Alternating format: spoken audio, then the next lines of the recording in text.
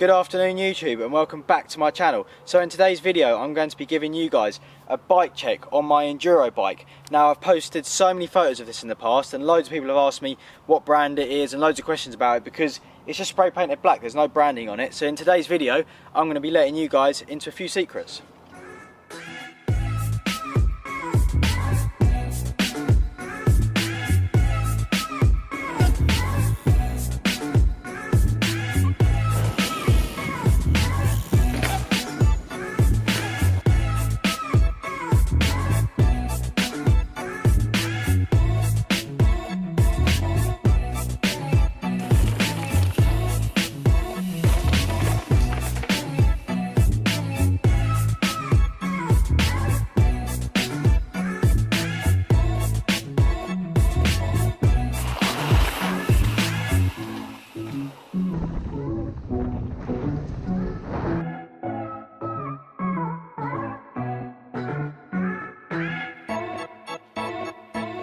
Let's get this bike check started with the frame, which is a specialised Enduro Evo FSR 2015 model, and when I got it I really didn't like the green paint, the green colour scheme on it, so what I did was I painted it matte black. However, as you can tell, I've done such a bad job because the old colour's coming back through.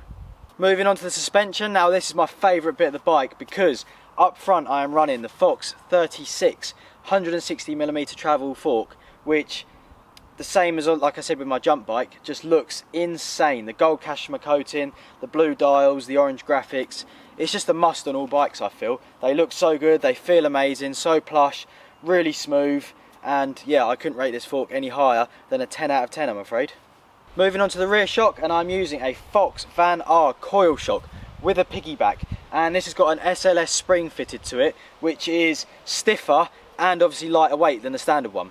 My favourite features about this rear shock have to be the fact that it's really smooth, and once again the orange delivers the goods by looking insane and really catching your eye. The wheels that I'm choosing to run on this bike are the brand new Halo Vortex rims in a 27.5 inch rim, and the reason that I love these rims is firstly because they're super wide, and not only does that look really cool I think, but it also offers extra strength. These rims are laced into a Halo wideboy hub on the front, which is not running boost, it's just the standard size. And on the rear I'm using the DJD SupadRive hub, which has got a 142x12 straight through axle. And if you haven't heard the sound of these hubs, then you're missing out.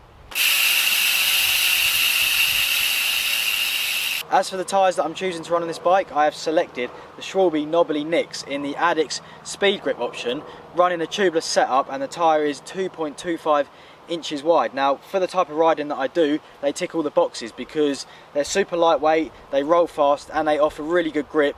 And then with the tubeless option as well, it just stops annoying little punches. Moving on to the cockpit area of the bike, and I recently got sent some new products from Gusset Components, so I'm using the brand new S2 handlebars, which have a 20mm rise, and I'm running them at 800mm wide, which for this kind of riding I like because it gives you good control, and I don't do bar spins on this bike, so they don't need to be cut down for any reason whatsoever.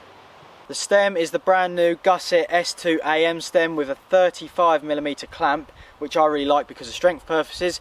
It's also 33mm reach, which once again I like because my whole life I spent riding small jump bikes, and I'm quite small too, so on a bigger bike with a long stem it just feels like it's a bit too much reach for me, so 33mm works perfect. The next thing I'd like to say about this bar and stem combo is the fact that it's finished in this nice gloss black paint, and it's got Gusset logos embedded all over it, so yeah, it looks really sick. And then the cherry on top of the cake once again with my cockpit area is the gold Kashima Fox top cap. Like I said in the other video, that just sets any bike off. It really is the cherry on top. As for the grips, I'm choosing to run the PILGRIPS because they look sick, they feel really soft, and they're hard wearing. I have got them in this red colour at the moment because Sam didn't have any black ones in stock, and I quite like them, but I'd like to know your opinion too, whether you prefer them to the black ones, so leave your opinion in the comments below. The brakes that I'm running are just real cheap Avid ones that actually came on the bike. I did have to replace the front one because I snapped the lever. However, that bad boy cost me £12 of chain reaction cycles. It needs some new pads in it at the moment. However, it actually works out cheaper to replace the whole brake than brake pads. Oh, and also it's got a bent lever too. Moving on to the seat and seat post area of the bike. Now, it's not very often that people would really sit there and say that one of their favourite features on their bike is the seat post. However, I can sit there and say that because I am running the Fox Transfer dropper seat post, which is in the Kashima Gold to match the suspension, and this thing just looks insane. It's really smooth, works amazing, like just as a dropper does. They're just really handy, and even down to little details like the lever on the handlebar, that's really well machined, looks super tidy, doesn't get in the way. As for a seat, I'm using the Gusset S2 AM saddle, which, yeah, it's lightweight, looks cool, and it's comfortable. The cranks that I run are the Sram X1000s with a push-in bottom bracket bearing. As for the pedals, I'm using the brand new Gusset Merge pedals, which I really like because they're like this nylon-y plasticky material with metal pins, so they're super lightweight, they look really good, and they're grippy, which in my opinion are all three things that you'd ask for from a pedal. As for the gearing that I'm running, it's a 32 tooth sprocket on the front and a 10-speed cassette on the rear, and this ticks all the boxes for where I live because it's quite flat, so I've got a great selection of gears there to cater for everything. As for the chain, I'm running a gold KMC 10-speed chain. Now, this chain's super lightweight, and the most important thing about it is the fact it's gold, and I would usually say that gold sets the back of the bike off. However, in this case, I've got this rubbish bit of yellow paint that's shining through, so it kind of cancels out the gold, but I'll spray it soon, so don't worry about it. The derailleur that I'm choosing to run is the Shimano ZEE with a short cage, and I really like it because, like all derailleurs, as long as it's set up correctly, it offers real smooth shifting. And I've got the ZEE shifter up top, which again looks really stylish, nice and smooth and easy to use.